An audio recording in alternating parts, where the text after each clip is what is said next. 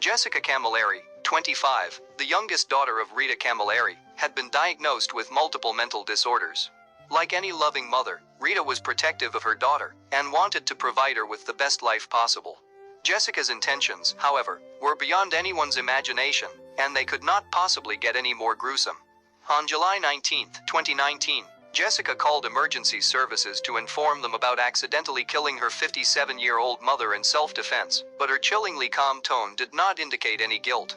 What could have gone wrong to wreck a mother-daughter relationship in the most tormenting way? Welcome back to True Stories. Join the family in exploring some of the most twisted true crime cases. As always, don't forget to give the video a thumbs up and subscribe. Now, let's get into it. Rita, 57, was a woman with a heart of gold.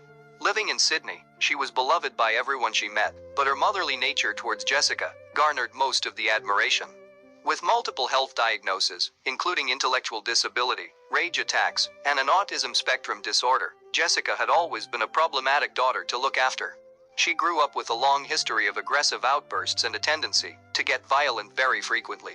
She was alarmingly obsessed with horror movies and took an eerie interest in everything that could easily scare anyone else. Jessica would often harass her family members due to her disordered mental health, which caused her to lack emotions. She would also ring random people to threaten them over the phone. Yet, Rita remained hopeful that she could seek help for her beloved daughter by providing her with the best psychiatric treatments. Contrary to her mother's concerns, Jessica refused to take her prescribed medications. Instead, she wanted to rely on natural resources. However, for a person with ongoing psychiatric treatment, it is strictly advised not to miss a dose, or it may lead to an unsettling episode. One day, on July 19, 2019, as Jessica's health had been worryingly deteriorating, Rita decided to call an ambulance. It, however, was not appreciated by the 25-year-old. Thinking that her mother would place her in a mental institution, Jessica began to argue with Rita. During their heated argument, Jessica knocked her 57-year-old mother on the kitchen floor and dragged her through her hair. Afterward, she called 911, confessing, "I was so heated up with anger. I just kept stabbing her, and I took off her head." Mum has had enough of me because I admit I've been a challenge. I was so heated up with anger, I just kept stabbing her. What? Oh, my finger's broken. As the investigators reached the crime scene, they noticed no remorse on the daughter's face, who had just murdered her mother. Her dress drenched in her mother's blood, Jessica babbled about the grisly attack she had committed. Jessica also mentioned the possibility of sewing her mother's head back to her body. After viciously stabbing over 100 times, using 4 kitchen knives that broke due to the intensity of the attack, Jessica placed Rita's severed head on a footpath. However, while in custody, the horrific truth began to sink in, and Jessica realized that she had butchered her own mother. In a letter, she wrote to her family, "I know it's all my fault, that my mother isn't here. It didn't hit me at first, then it hit me like a ton of bricks, like a mountain," says Jessica. Even though Jessica's letter appears as an apology and a sense of guilt, in reality, she did not accept the horrific crime she committed. I know you're going to think I'm insane. As part of her psychiatrist's examination, Jessica acknowledged that she loves horror movies and requested to mention it to the judge. Moreover, she confessed to being full of rage when she decapitated her mother and thinking sick thoughts. To make matters worse, during Jessica's trial in court, additional disturbing details of the day of Rita's murder emerged. Apparently, Jessica could not tolerate her mother's controlling behavior.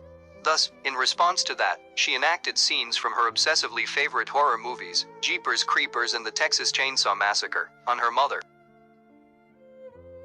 The real-life scenes were far more vicious than fiction.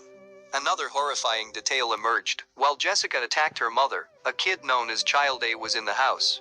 It is unknown who the child belonged to, or why he was in the house, but Jessica referred to him as the little bastard. However, it has been confirmed he witnessed a manslaughter of Rita Camilleri directly in front of him. He even tried to stop Jessica, leading her to harm him as well. Nonetheless, while Jessica fully admitted to the intent of killing Rita Camilleri, she still pleaded not guilty. As a result, her defense claimed that Jessica was mentally unfit at the time of the murder. The gruesome crime and subsequent events were framed as the result of her mental abnormalities, meaning she could get away with it. Nevertheless, the judge disagreed with the argument. Through the evaluations and the disclosure of the unsettling details, Jessica seemed to be fully aware that she was committing a crime. Yet, she consequently fabricated her version of the crime to portray herself as the victim. Nonetheless, Jessica was ruled guilty of killing her mother unrepentantly and brutally beheading her body after she died in a macabre curiosity. Her mental illness could not serve as an excuse for her barbaric actions. She is given a maximum sentence of 21 years and 7 months in prison. She would not be eligible for parole until 16 years and 2 months. We've come to the end. Thank you for watching. Don't forget to give the video a thumbs up and subscribe. Till next time.